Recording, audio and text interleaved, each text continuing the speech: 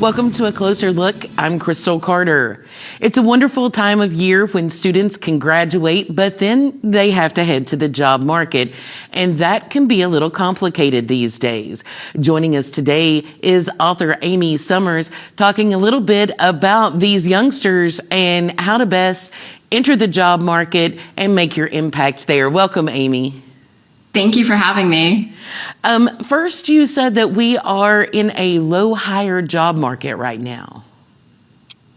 Yeah, it's very challenging right now. I think students are very frustrated. They're submitting their resumes online, a lot of times getting rejected within the first 24 hours because we now have AI reading resumes and not humans. And so they're not using all the right keywords. Sometimes they can get rejected right away, and that can be very frustrating. And when these young people enter the workforce, I know it's been talked about that some workforce places say they're not ready. They don't understand corporate culture and corporate language. Right. Well, I think what we need to let leaders know is that we need to realize that this generation coming up now, they were part of the pandemic. So they were educated a lot online. So even, maybe they missed their prom in high school. This is the group. This is the group that went to college, and maybe a lot of their classes were on Zoom, or they had the option to go on Zoom. So they haven't had a lot of opportunity to have interaction with others. And so this is going to fall on leadership to really help build up these human skills that maybe they didn't gain in school. So they might have a nice, fancy, expensive degree, but we have to remember that there are definitely some human skills that we're going to have to build into our time as we train them, lead them up, develop them as talent.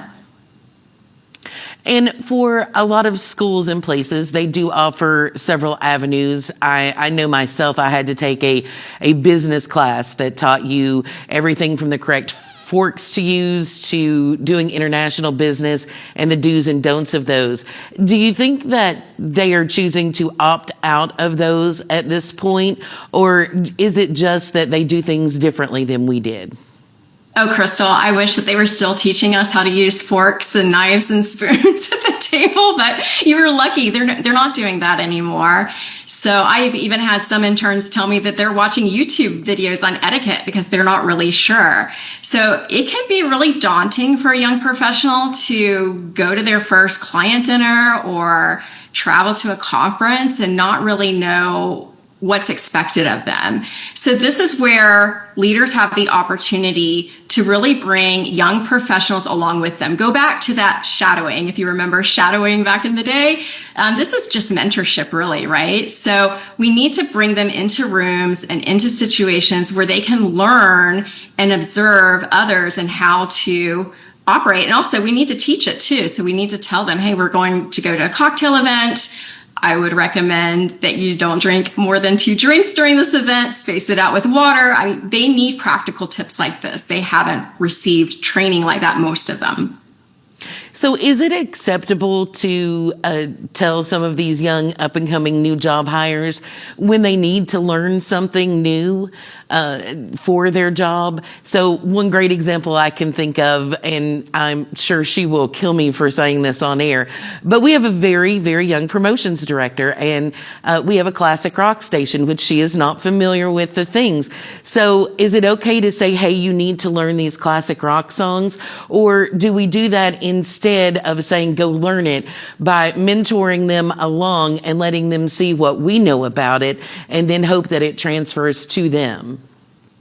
Well, I think that we offer a lot of wisdom. So instead of telling young professionals, go learn this online, we also can provide a lot of wisdom. There's a lot that we can teach about that era of rock that they may not know. And it might be even fun to take them to a concert or to get them excited about it in a different way, to really kind of transfer the purpose of what you're doing, transfer your vision for something in a more creative way than just making them always learn it online, showing them, maybe getting some old pictures and showing them what it was like.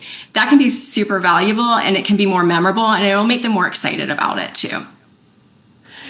So as we, the people that are going to be doing the mentoring, step in, what are some of the things that we can do that make it a little easier for them to transition? Well, I think experience is the best teacher. So we've been talking a little bit about that. So just think about, we often go to immediately, like, how do we automate this? How do we make them read another manual? They can watch a video on it. But is there any experiential thing that we can do to replace that? So maybe instead of sending a long email with a bunch of instructions, can you just call them on the phone? Can you walk down the hall and have a chat with them in the office? Anything that's experiential. As I mentioned, can you take them to a concert? Is there something that you can show them? Can you bring the music into the office and maybe have a whole day of, rock music day? Something experiential. That's what they're missing. And that's what they're telling me that they're missing out on. When I ask my interns for feedback on what they enjoyed most about the internship here at Pitch Publicity, it's always whatever I brought them to or we did that was in person. Now, I work with a group of university students that do a lot of AI, and it's been incredibly easy to teach them because they didn't know anything of what you would call the old way. But as people that have already been in the workforce and maybe done it another way for years, the kids coming in and this new AI technologies are a bit intimidating. So how do we navigate that on both sides?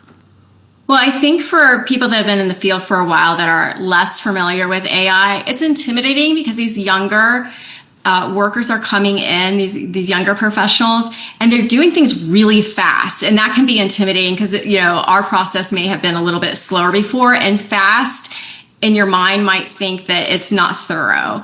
But that's not necessarily true. And there's a lot we can learn from young professionals on how they're moving. So maybe just get a little bit more curious.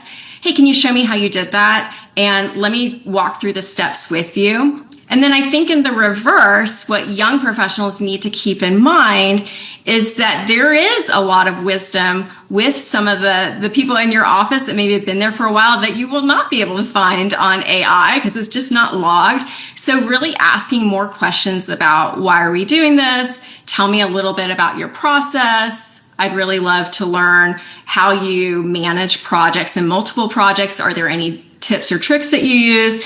So get curious with the people that have been in the office for a while. You're going to learn so much from them that you will not learn on AI, and it'll be different information that will give you a competitive advantage. And one of the things that I find fascinating when I look at any workforce is that there is this very big difference between old and new, which sometimes upsets the people that have been there longer. A lot of the younger people tend to they take more time off in that they are fine using their vacation and then having unpaid days where they know they're not getting paid, but they want that extra time. And it seems to cause conflict and lack of compromise with the people that have been there forever who looked at that time as a reward for their years of hard work. How do we navigate this with young people? Well, I'm glad you brought up Crystal, because this is definitely a topic I talked about in my book Lift, and that I've noticed just in the 2 decades that I've been managing people. There's been different waves of people coming in, and this wave that's in here now, they definitely are a self-care generation. They know how to take care of themselves. They know what boundaries are. They know what mental health days are. When you and I were coming up in the ranks, there was no such thing. You just went to work even if you were sick. So in a lot of ways, their career journey is probably going to be healthier than ours. And there's a lot we can learn about that from them. So I think it's just being more patient and recognizing that perhaps the way we made it was not the healthiest way. And maybe we need to take a few tips from them and take a few days off as well, or mental health days. Now, let's talk about your book, Lift. Is it appropriate for every person in the workplace? So, for example, we have everything from leadership to sales to on-air talent people. Is it okay for everybody to read? Are they all going to take something from it? Well, I'm glad you asked that, because as an author, they always say when you write a book, you have to really zero in on a specific audience. So I did. My audience for the book was leaders coming up who are in the millennial age group or Gen Z. And that's really what I focused on. But I have to say, now that it's been out for a couple of months, the feedback I've gotten on the book is that I've gotten a lot of reactions from many different generations. So from the older generations, the leaders who I wasn't originally targeting the book for, they appreciate the touch points that I mentioned in the book. I have 10 touch points, and they're really just reminders on how to connect in a human way and invest in people to get a better result. And many leaders are telling me that they used to do these things, but they don't do them anymore. So they're good reminders, and they're going to incorporate them into their practice. And then for the younger generation that I did actually target the book for, their response on the book has been that it's refreshing because I'm sharing vulnerability in the book and transparency on all the things that I messed up doing as I came up in the ranks from their age to where I am now. And my method in teaching that way was to show them that it's okay to make mistakes, that you don't have to be perfect, that success can come to you, even if you do things in an unconventional way or you don't follow the exact path that you think you're supposed to follow. So I think it's been inspiring to people from different perspectives. So I hope that your viewers will get something out of it too. And finally, where are they able to get Lift?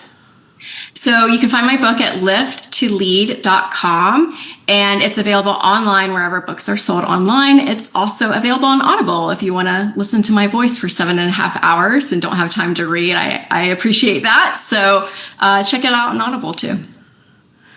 And that is good for both the younger and the older generation, because we all like to do what we once called books on tape, and now it's Audible. Yes. Amy Summers, author of Lift, thank you so much for joining us. It is always a pleasure to have you and talk about this generation gap. Thank you so much, Crystal. I'm Crystal.